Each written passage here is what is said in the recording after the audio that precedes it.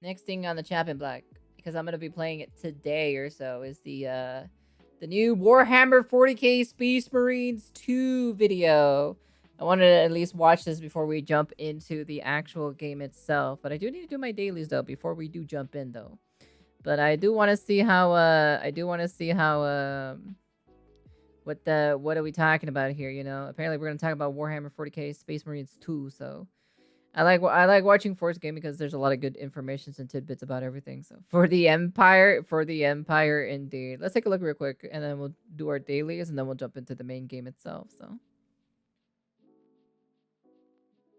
So as you probably know, Space Marine 2 recently released and it's gone pretty well. The game reached a peak player count of 134,000 concurrent on Steam, which put Damn, dude, that's a lot of people. Goddamn.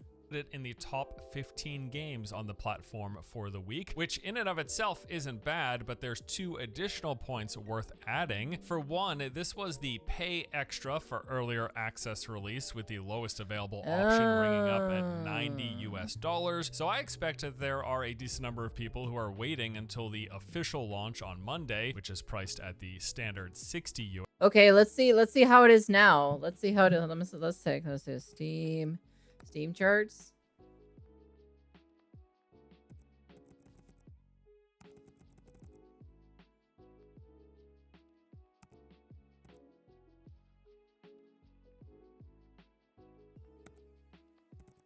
Let's see,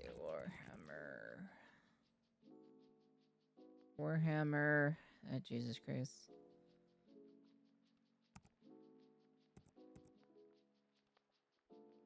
Fucking gotta do fucking all this shit, to be honest. Goddamn, dude.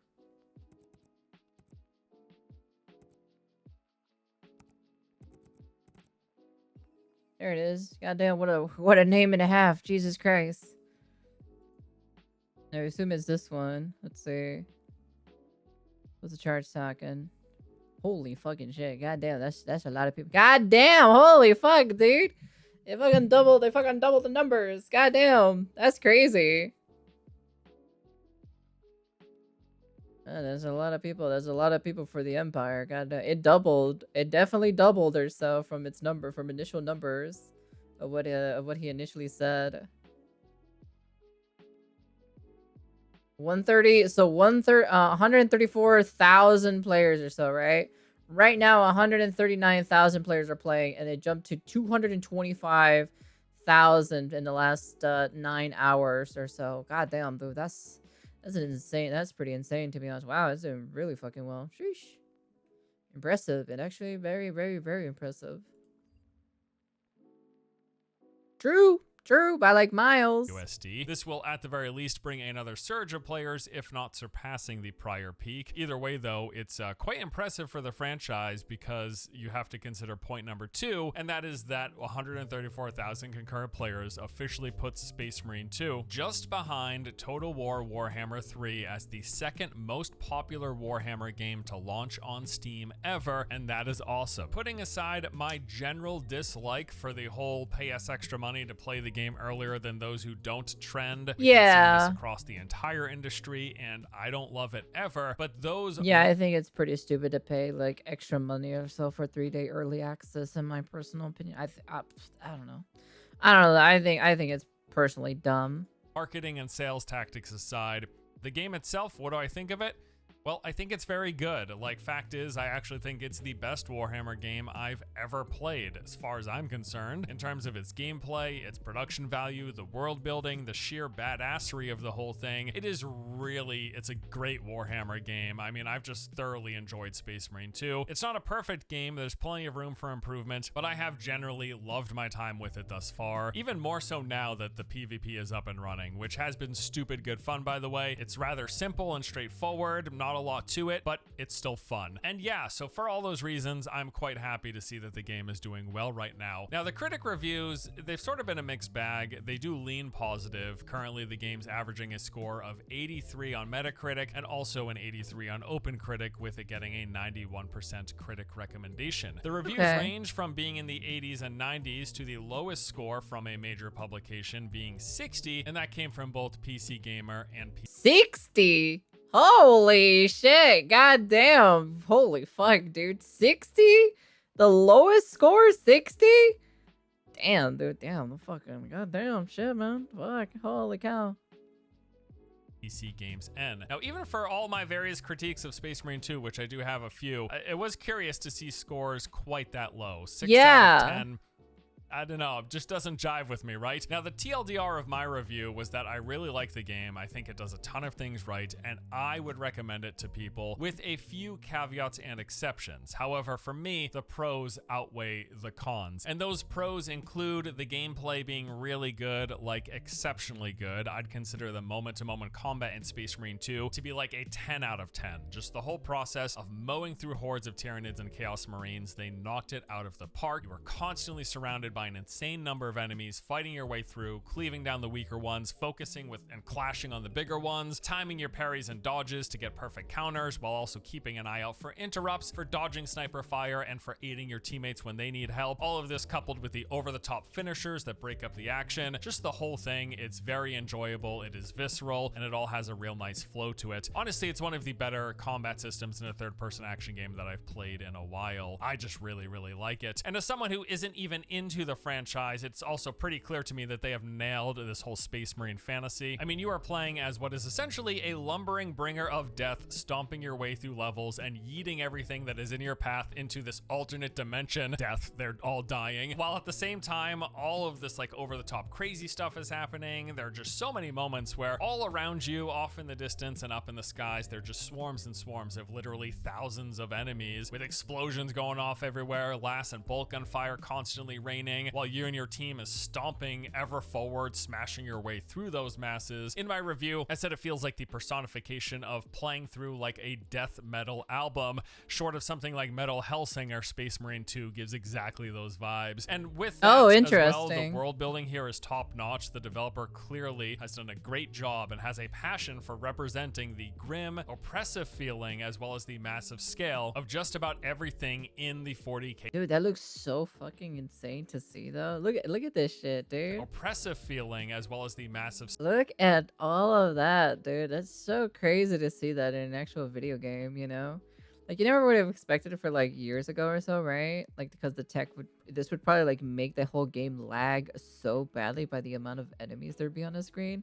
But man, dude. Scale of just about everything in the 40K universe. These towering, gothic-inspired structures that pierce through the clouds, those never-ending waves of enemies pouring through the streets and filling up the skies, while you and your allies, as well as your artillery there to meet them in a bombastic show. Just the visuals, the sounds, all the set pieces, and all the action that's taking place, it is pretty amazing from start to finish as far as that is concerned. And then the game ran well for me, and performance was really good outside of a few noticeable hitches here and there. For the most part, game ran smooth as butter, although I do have a high-end PC, and from what I've read and heard, not everyone's performance has been great. Now, for all of that in mind, there are some cons, starting with a few of the smaller gripes I had, like the lack of FOV slider. This is especially noticeable playing on PC. The game does have this like dynamic camera where it will change positions based on what's occurring on the screen, and at its very worst, your character can easily take up a fourth, if not a third, of the entire frame, the whole screen, which is just a bit much. But yes, at all times, I think an FOV slider that lets me extend my field of view, that would be very, very welcome. Another con is this inconsistent feel to the parry system, which just resulted in me dodging most of the time because it was far more reliable and far less punishing. Even if you didn't have perfect timing, at least you dodged away from the damage rather than sitting there in an animation that missed and then getting hit. I felt the campaign pacing was just a little off, with lots of stops to the action, lots of fades to black, and downtime with the abundant use of corridors and elevators all throughout. And also the game has what I would consider a fairly almost artificial feeling drawn out PvE class progression. It took us roughly 30 hours on average to reach max level on a single character class, which in and of itself wouldn't be a problem if not for what is my biggest issue with the game currently,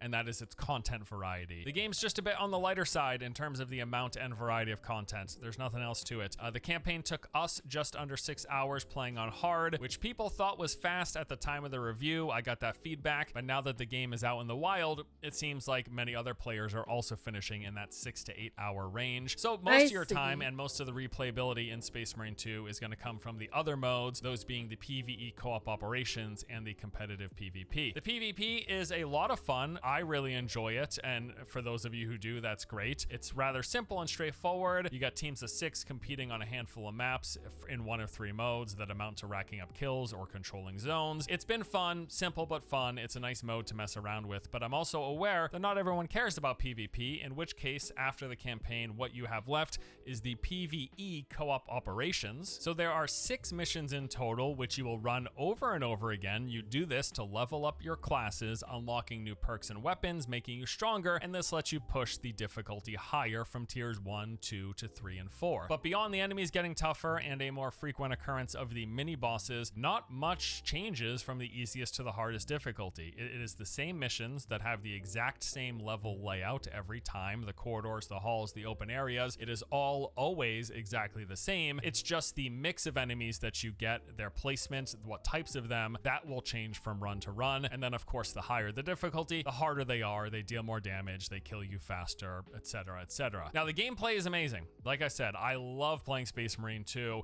and I do recommend the game. It's just the one major caveat being the fact that it is on that lighter side of content. So depending on your app. In their defense, Space Marines generally only do 2 things: shoot enemies and smash enemies. That's true. That's very true. Appetite for the PvE operations, grinding those, or for playing PvP, your mileage, aka your playtime, may vary quite a lot. Now they do have some big updates planned with more content coming, but that's happened. Hopefully I can be able to get through the campaign today, question mark? Hopefully.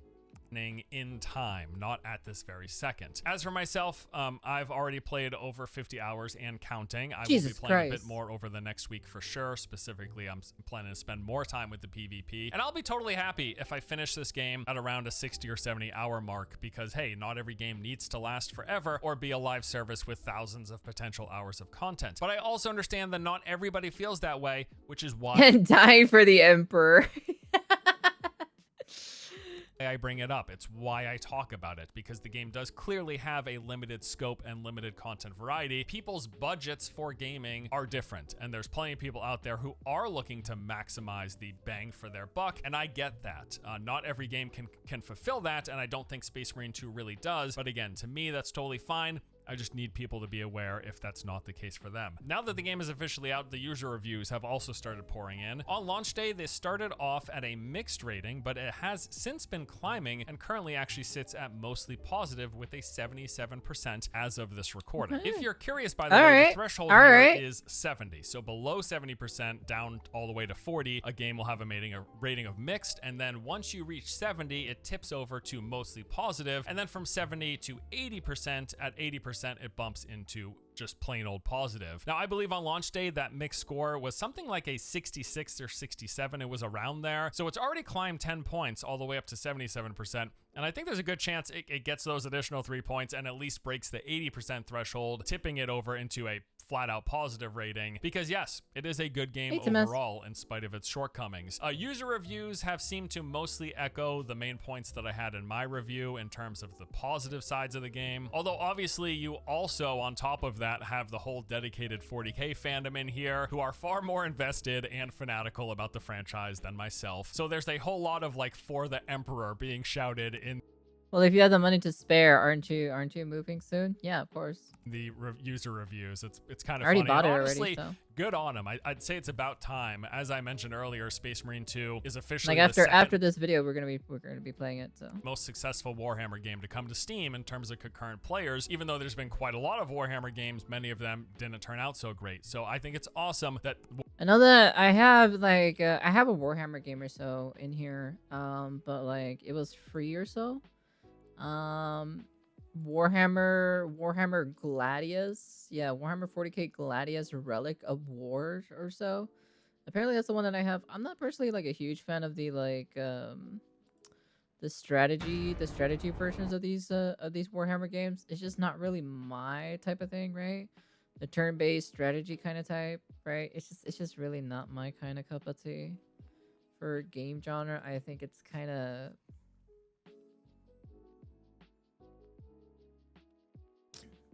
boring, so. Warhammer 40k fans and just Warhammer fans in general are finally getting some good games for their favorite IP. Now, beyond all the positives and the negatives covered in my review, there have been some additional launch-specific pain points that have cropped up. So these include being matched into lobbies with a duplicate class to the one that you've selected. Okay, so there are 6 classes in the game. They fill different roles, they got different playstyles and special abilities and weapons they can use. And in the PvE operations, there can only be one of each class per squad. Now, when we played the game for review, this wasn't a problem. My friends and I, we all just picked separate classes, we played it, and we liked what we played, right? However, now that launch is here, people are picking the class that they want to play, so let's just say it's the Bulwark, and then they are matchmaking into operations, and they are getting placed into teams that already have a Bulwark, which then forces the joining player to pick a different class. Now, seeing as they have selected a class before they even enter match. Another is Dark Tides, and I have to say their music is goated. I'm sad this game doesn't have it. Oh, really? I've heard about Dark Tide. I never got the chance to play it, so I never had people to play it with anyways. Making. The obvious solution here would be to not match people with a squad that already has the class that they have selected in it, or at the very least give players the option to do so, even if that means a slightly increased queue times to match into a smaller pool of players, right? So hopefully this is something that they can address soon, because I've seen this complaint crop up quite a lot. Speaking of matchmaking, it has had some issues with the servers likely loaded these first few days. Matching has been inconsistent, if not downright broken at times. Even just loading into the game, like even just getting into the battle barge, has been difficult during certain times of day. It's just not happening. And then you have the people attempting to join an operation or to queue into PvP and simply not finding any matches, just forever spinning the wheel essentially. And this isn't due to lack of players. There's over 100,000 peak players playing every day, but the matchmaking services are clearly not working properly, and that is likely due to overload. So this isn't an uncommon issue, but it is nevertheless annoying whenever it happens, although it is likely to smooth out over the coming week, so we're hope for that. Another one of the recurring complaints that I've been seeing is the fact that the AI teammates are just bad. Like something that I didn't notice in my review because I played with real people, but now that the game is out and players are trying to solo the harder difficulties with an AI squad, apparently it's not good. Not even, they're just really, really bad. They don't work. Really?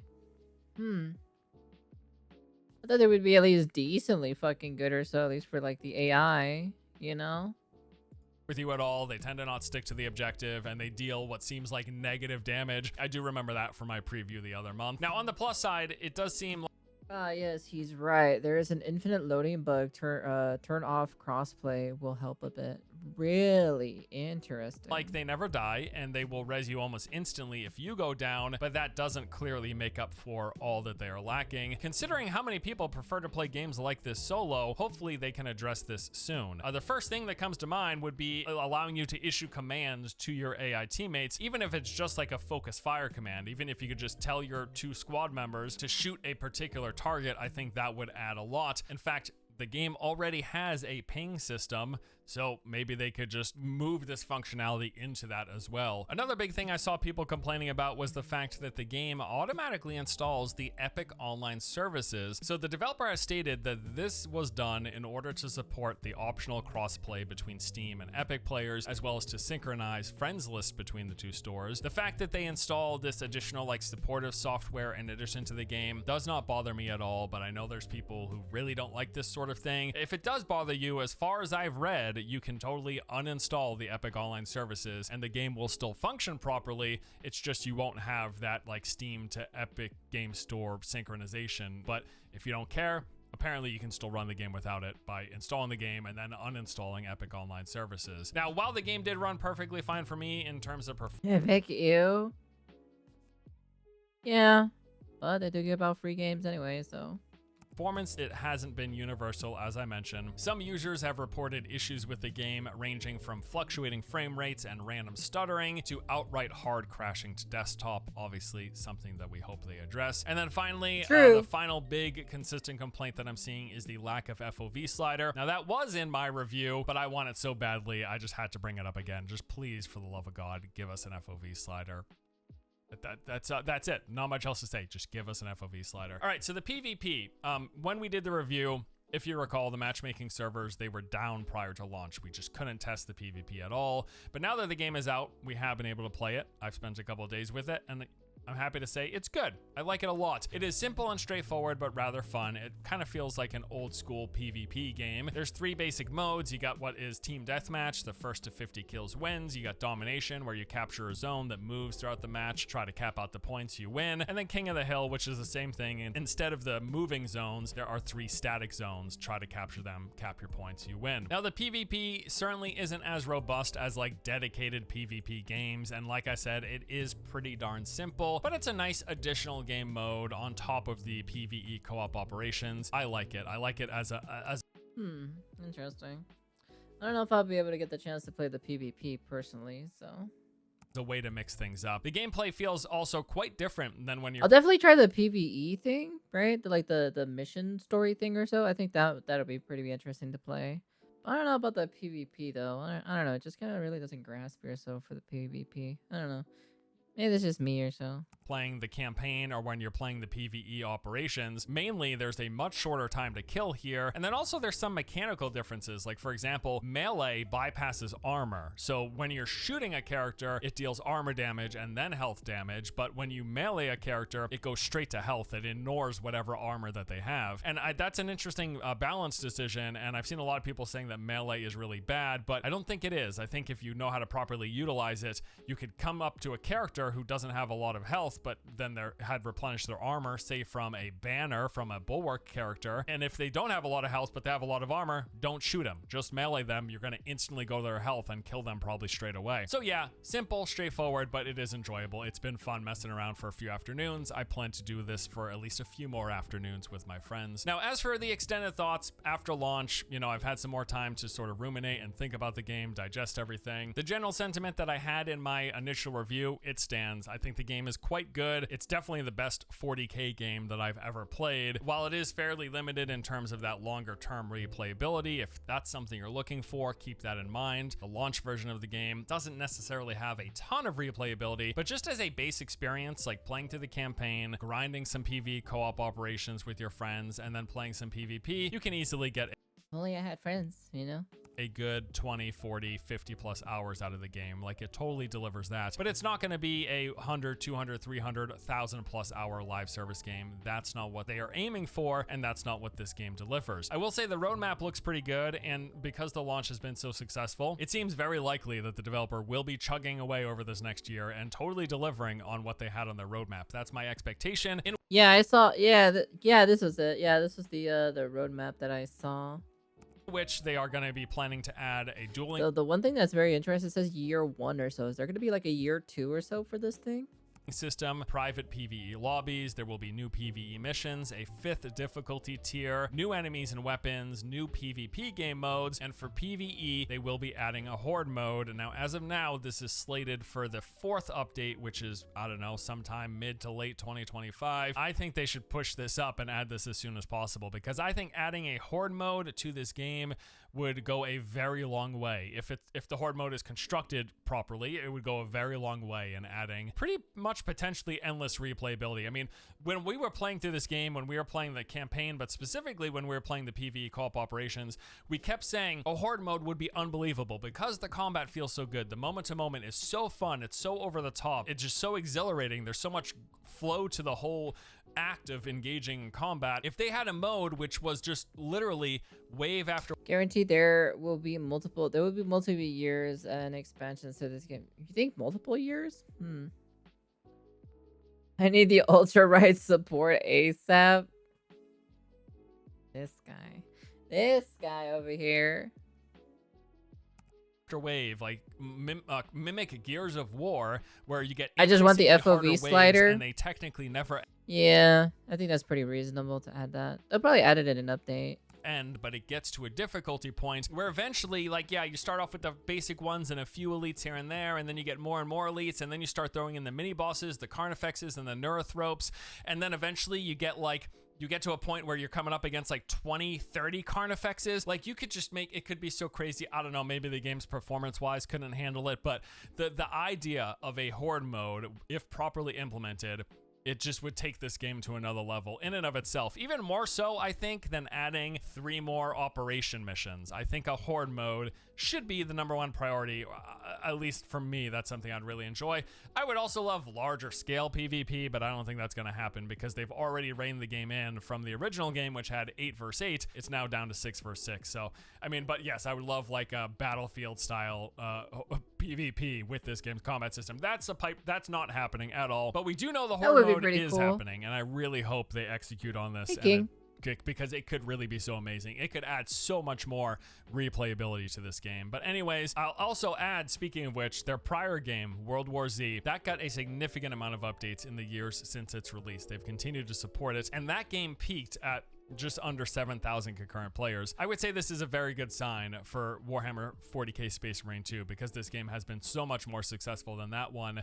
Really great sign that they will be supporting this over the coming year and hopefully years. All right, yeah, well, that just about does it for this video. Just wanted to kind of recap the launch of Space Marine 2, kind of wrap up my thoughts about the game. And again, I wanted to share with you now that the PvP has come out that I've played it. And it's pretty fun. It's really simple. It's not something that people are going to be playing for months and months, most likely. The most dedicated, sure, but the average player probably not. But even just adding like a couple of extra weeks of fun, that alone is more than enough. It's a good time. I like it.